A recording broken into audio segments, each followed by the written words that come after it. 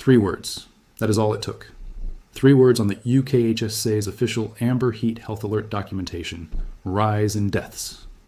And the Evening Standard had its headline: the public health system had its most urgent communication of the year to date, and London had its clearest signal yet that what is happening this bank holiday weekend is not a weather story about enjoying the sunshine. It is a mortality story dressed in warm temperatures and blue skies.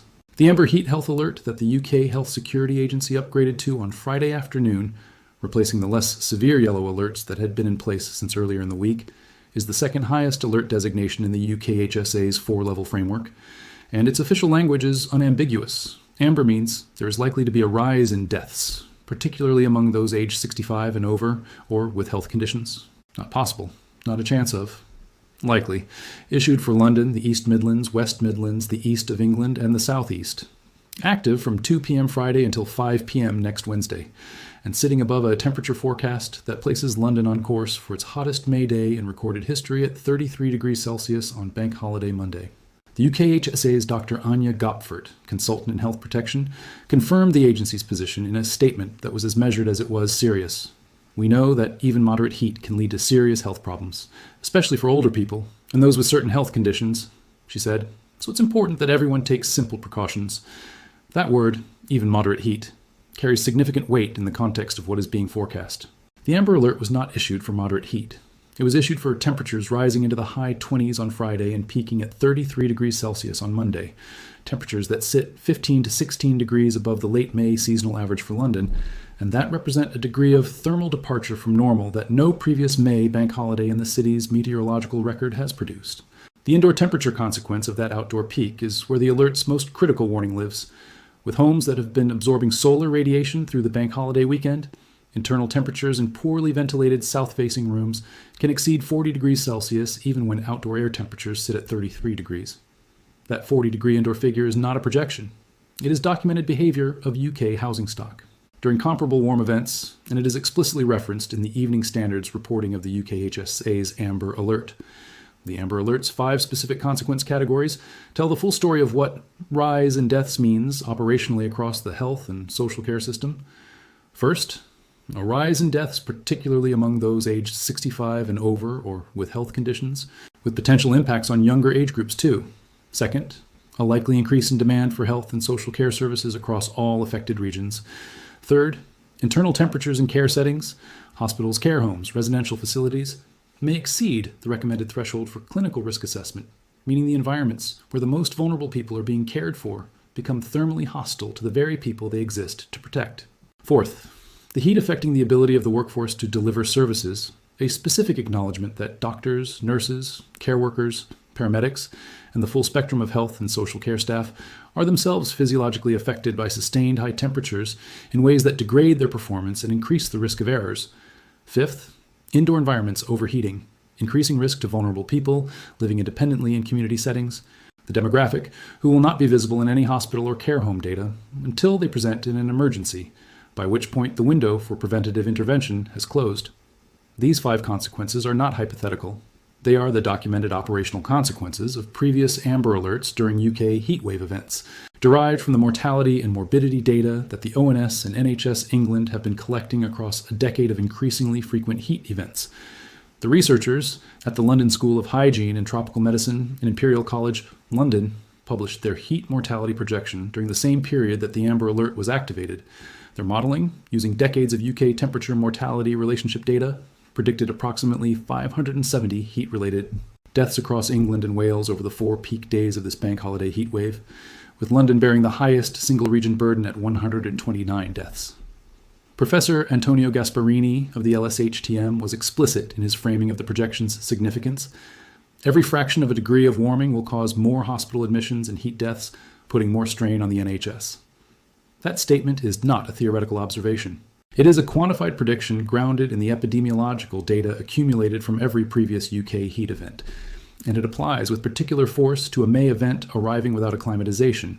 Because the temperature-mortality relationship is steeper in the early season than in midsummer, the body at an unadjusted spring baseline is more vulnerable per degree of heat exposure than the body in July after weeks of gradual warming. The specific geography of London's vulnerability to this event maps precisely onto the Amber Alert zone in the temperature forecast data. The urban heat island effect means the capital consistently runs 4 to 10 degrees warmer than the surrounding countryside during any warm weather event. On a 33-degree day, the street level temperature in densely built inner London boroughs, Tower Hamlets, Hackney, Southwark, Newham, Lewisham, will sit materially above the monitoring station readings at Heathrow or Kew Gardens that generate the official daily maximum figure.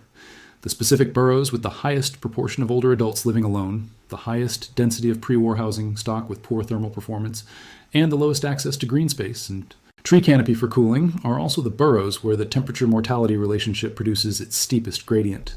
The Centre for Aging, Better's analysis of the UK's heat vulnerability distribution found that the concentration of multiple deprivation risk factors with heat exposure risk creates hotspots within London that experience heat events as materially more dangerous than the citywide average already elevated figure suggests.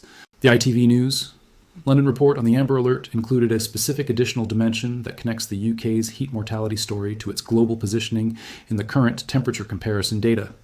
London temperatures this weekend, it confirmed, were rivaling Caribbean hotspots, with parts of the country set to be hotter than Barbados on the peak day. That comparison is striking in its own right, but it carries a specific public health implication that goes beyond the striking nature of the statistic.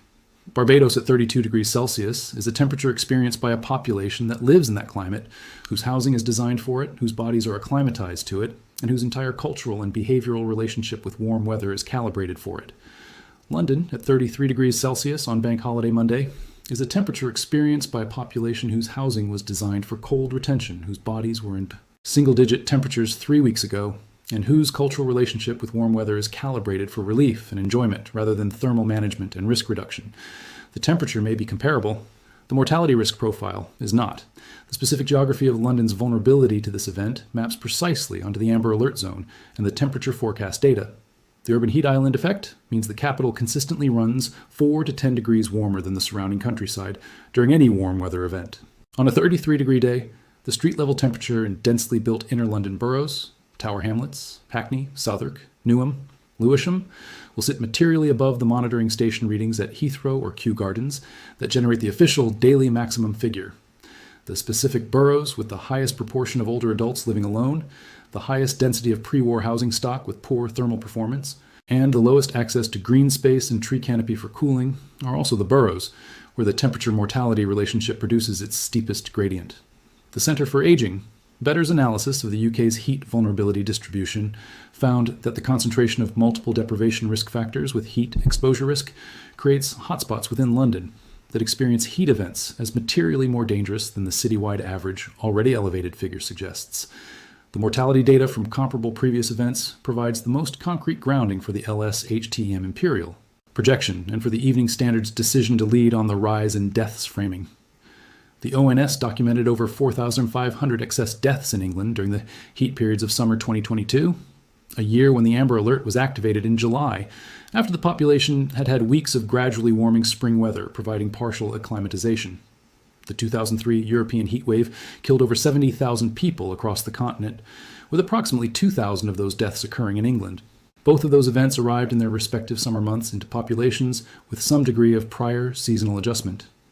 The 2026 Amber Alert activating in the final week of May, 3 weeks before the core alerting season was scheduled to begin, and arriving after a cold snap in the first week of May that produced the coldest May night in 5 years, places those historical mortality statistics in a different physiological context. The body that was managing single-digit overnight temperatures on May 7th is the same body being asked to manage 33 degrees on May 26th. The acclimatization interval between those two thermal experiences is approximately 0, and it is in that 0 acclimatization window that the Amber Alert's rise in deaths language finds its most precise and honest application. The train evacuation that occurred in South London on Saturday, as temperatures exceeded 30 degrees, was the first confirmed infrastructure failure of the weekend's heat event directly affecting passengers. A fault on a train near Loughborough Junction brought all services in the area to a halt, 3 of them outside station platforms, with Thameslink and Network Rail confirming the incident in a joint statement. Passengers were forced to evacuate in 30-degree heat onto the trackside before being assisted to the nearest station. The specific combination of a stationary train in direct sunlight at 30-degree ambient temperature creates an environment where carriages accumulate heat rapidly.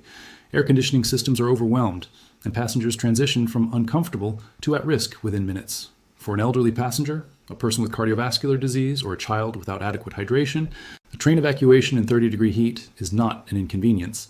It is a medical event in progress, exactly the category of event the Amber Alert's fifth consequence category anticipates when it references indoor environments overheating, increasing risk to vulnerable people. The ITV News London report on the Amber Alert included a specific additional dimension that connects the UK's heat mortality story to its global positioning in the current temperature comparison data. London temperatures this weekend, it confirmed, were rivaling Caribbean hotspots, with parts of the country set to be hotter than Barbados on the peak day. That comparison is striking in its own right, but it carries a specific public health implication that goes beyond the headline. Barbados, at 32 degrees Celsius, is a temperature experienced by a population that lives in that climate, whose housing is designed for it, whose bodies are acclimatized to it, and whose entire cultural relationship with warm weather is calibrated for thermal management rather than novelty. London, at 33 degrees Celsius on Bank Holiday Monday, is a temperature experienced by a population whose housing was designed for cold retention, whose bodies were in single-digit temperatures 3 weeks ago, and whose cultural relationship with warm weather prioritizes enjoyment over risk reduction. The temperature may be comparable. The mortality risk profile is not, and the Amber Alert is the system's formal acknowledgement of that gap. The Amber Alert's operational consequences for the NHS and social care sector are already visible in the pre-event preparation that NHS England's regional structures activated as soon as the Amber designation was confirmed. NHS trusts across London, the Midlands, and the South East moved their operational posture to the elevated alert level configuration that the Amber designation requires, increasing their monitoring of patients at risk of heat-related deterioration, reviewing the thermal status of ward environments and adjusting ventilation and cooling resources accordingly, briefing emergency departments on the expected increase in heat exhaustion and heat stroke presentations, and coordinating with ambulance services on the likely surge in call volumes during the peak afternoon hours on Sunday and Monday. Ambulance response time data from previous Amber Alert events shows consistent pattern. Call volumes for heat-related presentations increase sharply during the 2 p.m. to 6 p.m. window on peak temperature days, with the most time-critical presentations, the heat strokes, the cardiac events triggered by thermal stress, concentrated in the final 2 hours of that window when body temperature has been accumulating across the full afternoon. The 570 projected deaths from the LSHTM. Imperial study will not all present simultaneously. They will emerge as delayed deterioration, overnight collapses, and next-day complications that are harder to connect to the heat event than the acute presentations, but no less consequential for the families and communities affected. The practical guidance that the UKHSA's Amber Alert makes mandatory for anyone living in or responsible for vulnerable people in the affected regions is specific and directly actionable. Keep homes cool by closing windows and curtains in rooms that face the sun from before 9 a.m., trapping overnight cooled air before the day's heat builds past the point where the internal and external temperature differential inverts. Seek shade and cover up with appropriate clothing, including a hat and sunglasses when going outside. Apply sunscreen regularly and stay out of direct sun between 11 a.m. and 3 p.m. Move physical activities, dog walking exercise, gardening, to the morning or evening hours when temperatures are significantly lower. Know the symptoms of heat exhaustion, tiredness, feeling faint, intense thirst, heavy sweating, nausea, and understand that heat exhaustion can progress to heat stroke, a medical emergency characterized by confusion, loss of consciousness, and cessation of sweating, within a timeline that makes early recognition critical. Check on older or vulnerable neighbors, relatives, and friends in person rather than by message. The people who most need a check are often the ones least likely to communicate that they need one. The UKHSA's Amber Alert language is formal and institutional. Its meaning is simple. People are going to die this weekend in London and across the affected regions because of this heat. The number who do is partly determined by the weather and partly determined by whether the people reading this do the things that are known, proven, and available to reduce it.